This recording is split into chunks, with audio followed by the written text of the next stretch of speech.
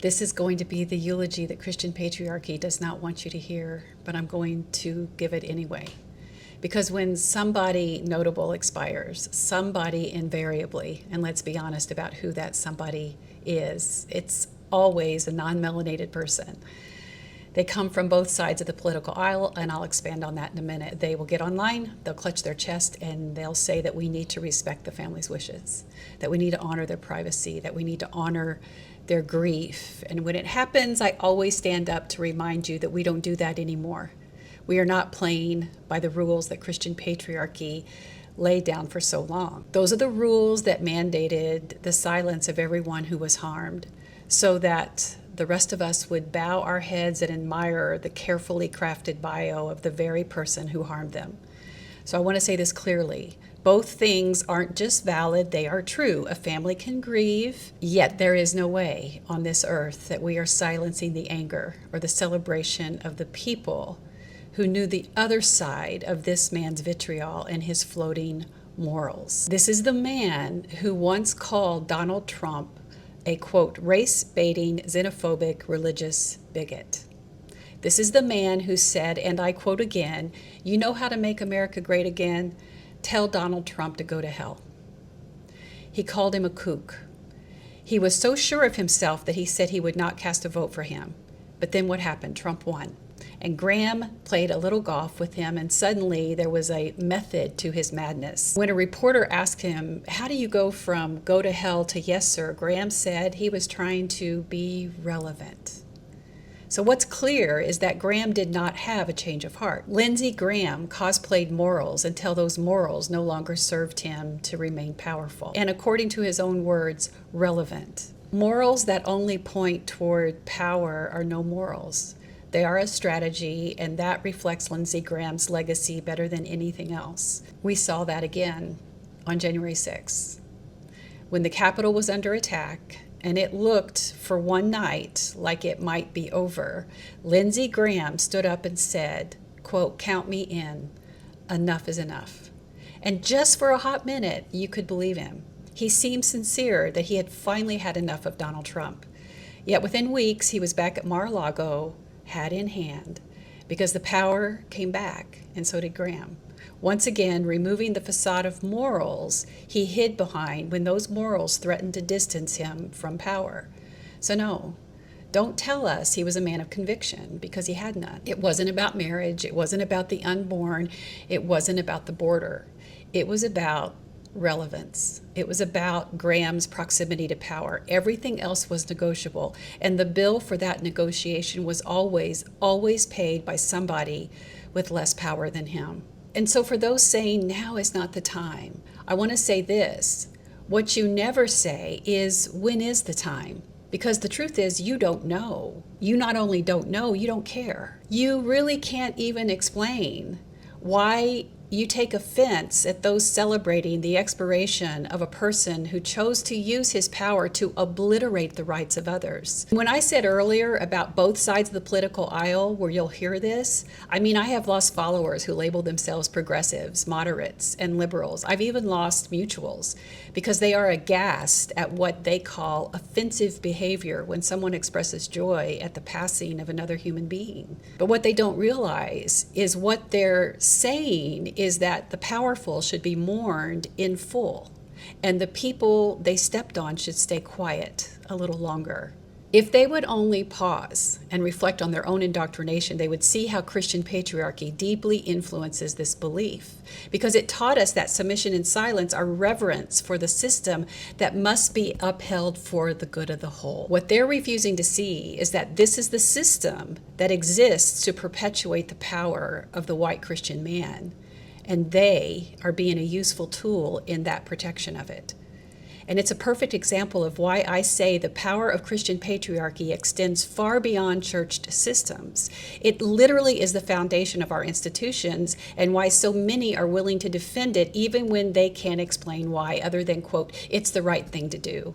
So I'm going to hold your hand when I say this. If the right thing to do requires the silence of a marginalized group of people, then it isn't the right thing to do. It's the thing that Christian patriarchy is demanding of them to keep the system in place that protects the rich, the powerful, the white Christian men, just like Lindsey Graham. So let me hold your hand a little longer and say this. It's always the same people who suffer, who have been forced to swallow their pain to keep everybody else comfortable. And it's why I say we don't do that anymore. Let me pause here and say no one is denying that somebody loved Lindsey Graham and their grief is real. Somebody loved that man. Somebody is hurting right now. And I'm certainly not here to spit on that. But grief for the family and truth for the harm can live in the same room. So whether you accept it or not, that type of honesty, that's not being cruel. It's also being spiritual, because in this moment, it's activism, and that's what makes it holy. Holiness does not require you to be the comforter to those grieving when the departed harmed you. We do not honor the Christian patriarchal structure that says their sorrow means you must be silent. So let me be clear again about who I'm speaking to right now. Lindsey Graham was a man who never had to fight for his own human rights, and he chose to spend decades fighting to deny them to everyone else. So for the LGBTQIA+ community, I am sorry that Lindsey Graham chose to co-write the Defense of Marriage Act. And when the Supreme Court finally said you had the right to marry the person you love, he called himself a proud defender of traditional marriage. And in 2022, when there was a chance to protect that right in law, he voted no. For immigrant families, I'm sorry that Lindsey Graham stood in front of a camera after visiting a detention facility and said, I don't care if they have to stay in that facility for 400 days. Then he wrote a bill to hold migrant children even longer. For Black Americans, I'm sorry that Lindsey Graham stood up and praised John Lewis when he passed. And then as the chairman with the actual power to move the Voting Rights Act named after John Lewis, the man he publicly praised, Lindsey Graham refused to even hold a hearing. And to poor folks, the disabled, for anybody just trying to keep their insurance. I'm sorry that Lindsey Graham put his name on a bill that independent analysts said would strip coverage from tens of millions and gut Medicaid for seniors, for children, for pregnant women, by more than $1 trillion. So if any of you felt any guilt at all for feeling relieved at the news of Graham's passing, I want to assure you that guilt is not yours to carry. Release that toxic Christian patriarchal burden from your life. You are not wrong for feeling it.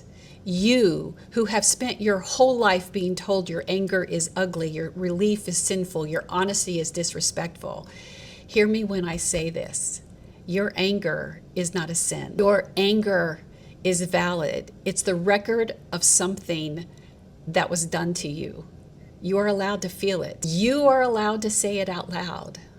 And if what you feel today is closer to relief, the loosening in your chest of a weight that was never yours to carry, you are allowed to feel that too. You do not owe a single soul an apology for it. The people who were harmed do not have a duty to mourn the one who harmed them. That is not a rule of spirituality. That is a rule Christian patriarchy wrote to protect itself. So here's where I'll leave us. I'm not asking you to hate. I'm asking you to tell the truth and to let the truth make room for you the way Lindsey Graham never made room for you when he was alive. We're going to let the family grieve. That's theirs. But we're also going to let the hurting speak because that's yours. And both are true. And in this space right here, we are going to hold all of it. The anger, the relief, the celebration, the receipts of his horrible actions. The space for those that Lindsey Graham harmed and never once looked back to take accountability for that harm. You are not bitter. You are not broken. Your pain and your joy are valid, and your testimony is welcome here. I'm relieved for your loss.